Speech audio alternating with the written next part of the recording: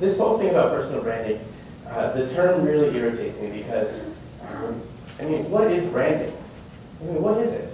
I asked this question last night to a group of students, marketing students, and I got 3 different answers.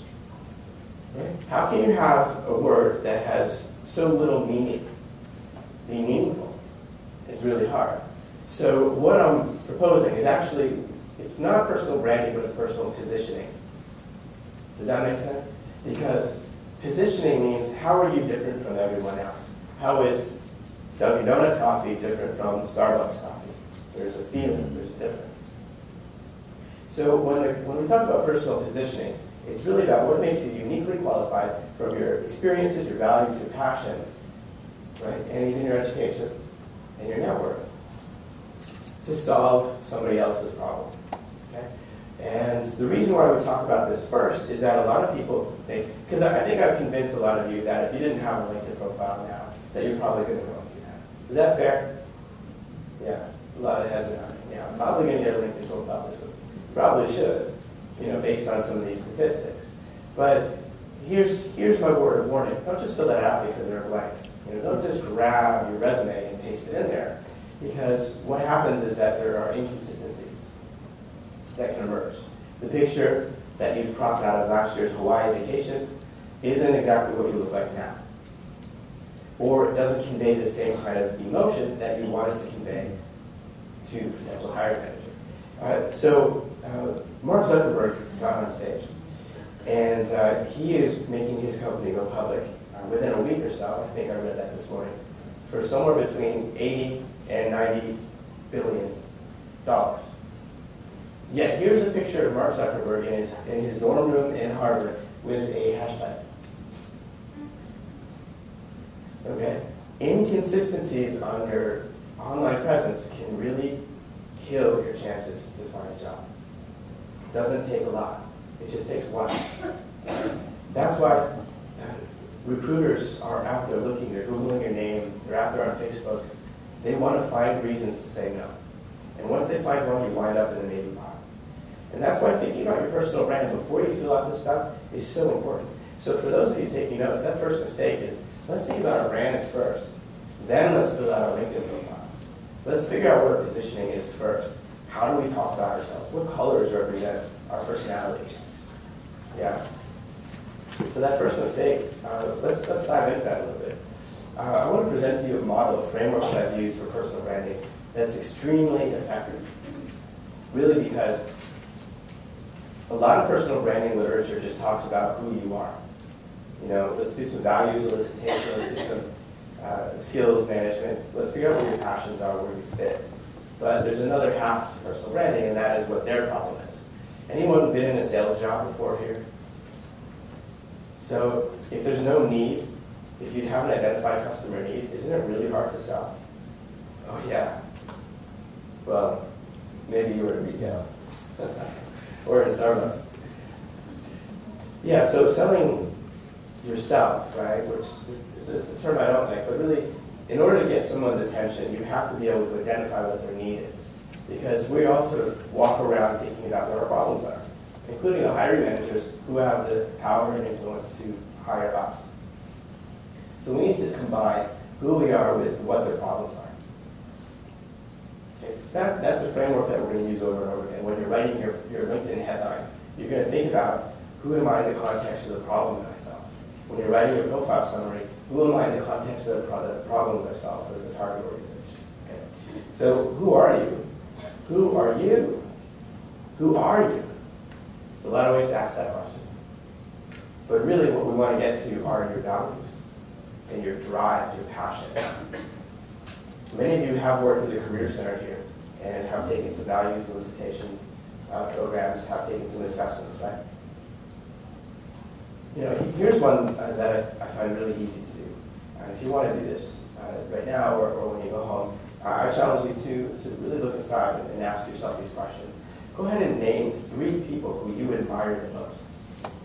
They could be historical, fictional, family.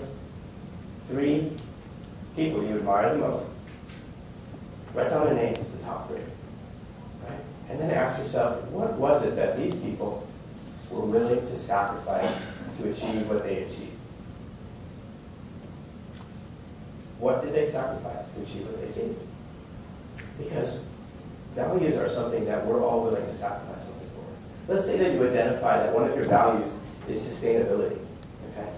And one of the people on your list is maybe someone in the environmental movement, okay? So for you, sustainability is really important. And you get this amazing job offer, $1 million job offer from an oil company looking for the next place to drill. Now, if you know your values are for sustainability, you're very easily going to be able to sacrifice that, and say, no, no thanks. That's totally against who I am. And that's a very easy decision. Wouldn't you agree? But if you haven't gone through the process of figuring this out, that could be a very painful week of writing down the pros and cons, figuring out if, how much money you make, how soon you can get out of it, the guilt.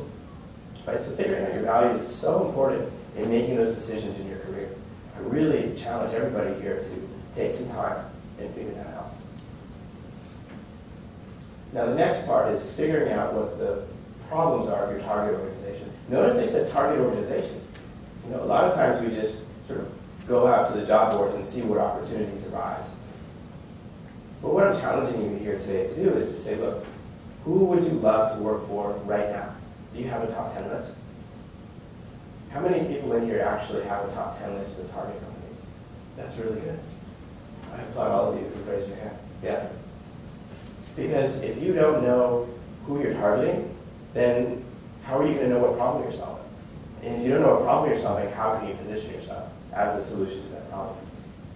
How can you differentiate yourself, ergo have personal positioning? Okay? So a great website that you might want to write down is called Alltop.